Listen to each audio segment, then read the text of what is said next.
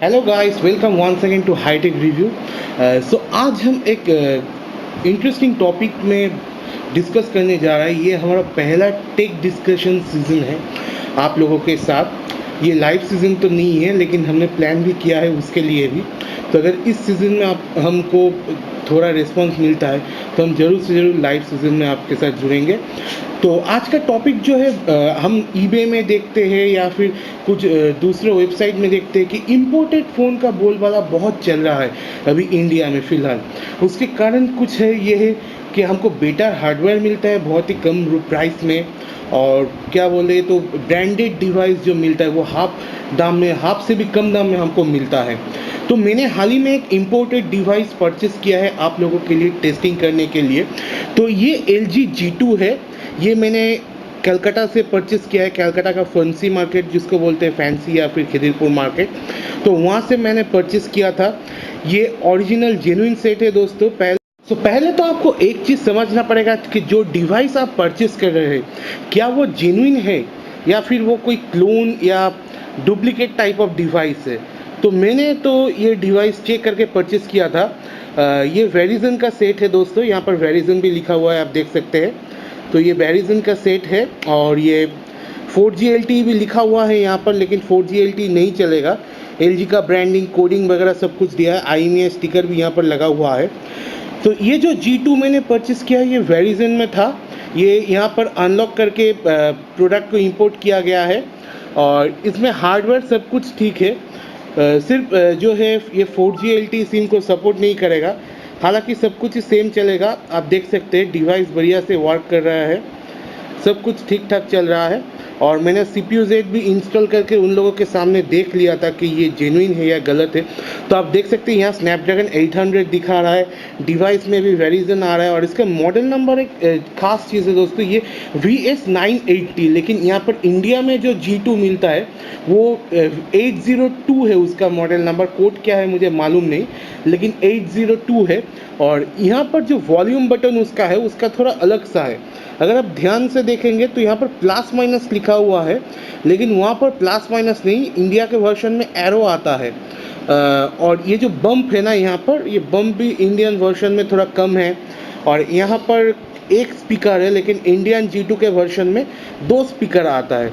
तो ये Indian version तो नहीं है दोस्तों, ये बाहर का वर्जन है क्योंकि वेरिजन लिखा हुआ है। और आपको बोर्ड भी चेक करना पड़ेगा, बोर्ड कौन सा। यहाँ पर MSM 8974 लिखा हुआ है और स्क्रीन साइज सब कुछ दिखा रहा है, सिस्टम में भी दिखा रहा है। तो ये तो एकदम ही जेन्युइन LG का सेट मैं यूज़ कर रहा हूँ इसको पर्सनल सेट की तरह 10 दिन से। तो एकदम ही बढ़िया चल रहा है, सब कुछ बढ़िया तरीके से चल रहा है। तो प्रॉब्लम क्या है, ये क्या आपको इम्पोर्टेड सेट खरीदना चाहिए या फिर नहीं चाहिए, ये क्वेश्चन हमारा मन में सवाल आता है। तो पहले मैं प्रोस कहूँगा, उसके बाद कॉन्स कहूँगा। प्रोस तो दोस्तों कि इसको मैंने 6,500 रुपया में परचेस किया है। तो वो डॉलर में अगर मैं कन्वर्ट करूँ तो राफली $100 आता है। तो $100 में आज के तारीख में मुझे LG G2 मिल जा रहा है कलकत्ता में। मैं दिल्ली और बेंगलोर के बारे में बहुत बता नहीं सकता क्योंकि ईबे में ये 9,000 8,500 में मिल रहा है, लेकिन मुझे कलकत्ता में साढ़े 6,000 भी नहीं, 6,300 में मिला था बार्गेनिंग करने के बाद। 7,000 तो उन्होंने बोला था। तो ये तो मुझे मिल गया है। हालांकि उन लोगों के पास G3 भी था, G4 भी था, S6 Edge भी था, LG Flex 2 भी था। तो उतना बजट में मैं नहीं गया, तो मैंने इसको परचेस किया है। तो मुझे सबसे बढ़िया बात लगा इसमें इसका डिस्प्ले लगा, और हार्डवेयर जो है स्नैपड्रैगन 800 तो कमाल का चिपसेट है। और 6,500 में Snapdragon 800 2GB RAM full HD display जब आपको मिल जाता है तो क्या कहना। तो बढ़िया हार्डवेयर सपोर्ट मिलता है इम्पोर्टेड डिवाइस में। और दूसरी बात, LG G2 का बैटरी जो है वो भी मुझे बहुत ही अच्छा लगा, क्योंकि कुछ इम्पोर्टेड सेट में क्या है, बैटरी उन लोगों क्या है, बैटरी डुप्लीकेट आता है, लेकिन इसमें इनबिल्ट बैटरी है तो उसका चांस थोड़ा कम ही है कि बैटरी डुप्लीकेट नहीं मिलेगा। कैमरा भी बहुत ही अच्छा लगा मुझे। आप देख सकते हैं कितना बढ़िया कैमरा है। अगर ये डुप्लीकेट सेट होता तो कैमरा तो एकदम ही बेकार होता। ये मोड वगैरह सब कुछ आ जाता है यहाँ पर, कितना मोड आप यूज़ कर सकते हैं क्योंकि इसमें जेन्युइन सॉफ्टवेयर भी लगा हुआ है। तो कैमरा साउंड के मामले में तो ये डिवाइस बहुत ही बढ़िया लगा मुझे। वीडियो प्लेबैक भी बहुत ही बढ़िया से होता है।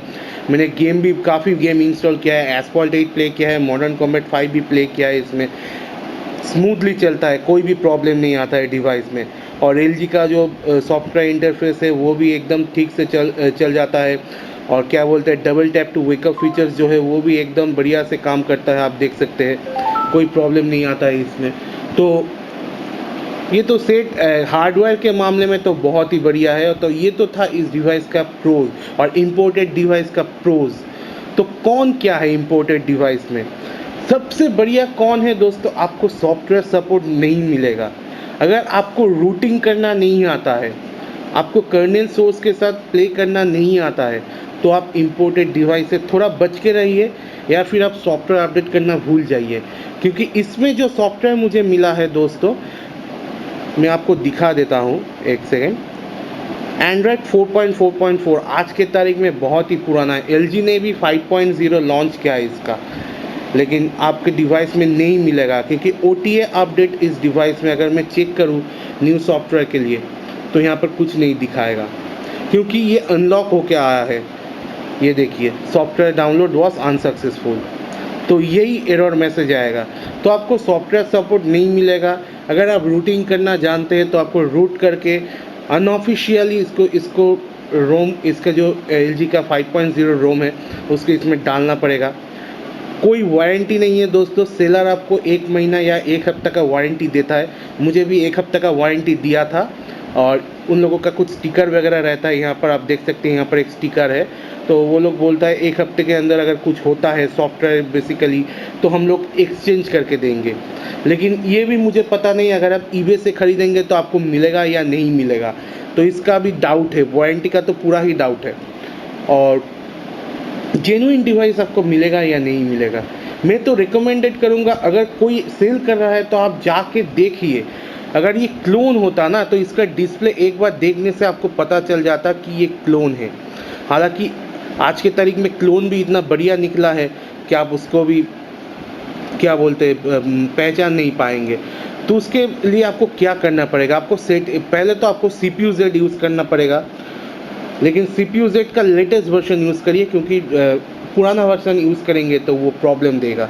CPU Z का लेटेस्ट APK फाइल आप लेके जाइए, और उसके बाद सेटिंग्स में जाके इसका अबाउट फ़ोन में सब कुछ चेक करिए, क्या क्या आता है, network, model name, hardware information क्या है। और इसका जो IMEI है, उसको IMEI इन्फो नाम का एक वेबसाइट है, वहाँ पर जाके चेक करिए कि ये G2 का IMEI है और कोई दूसरा फ़ोन का IMEI है। तो ये सब आपको करना पड़ेगा, नहीं तो आपको कौन क्या है, आपको डुप्लीकेट हैंडसेट मिल जाएगा। उसमें कुछ मीडियाटेक का डुअल कोर का प्रोसेसर आएगा, 512 MB का रैम आएगा, और हाईली HD डिस्प्ले देगा।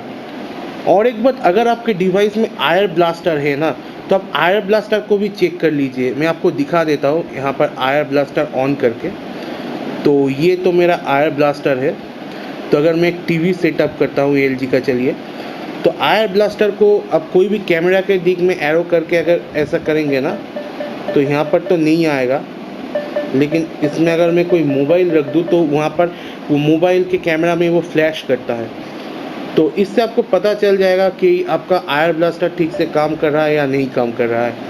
तो अगर आयर ब्लास्टर जेन्युइन होगा तो डिवाइस जेन्युइन होना पड़ेगा, क्योंकि डुप्लीकेट कोई भी क्लोन में आज तक आयर ब्लास्टर और इंफ्रारेड ब्लास्टर यूज़ नहीं हुआ है।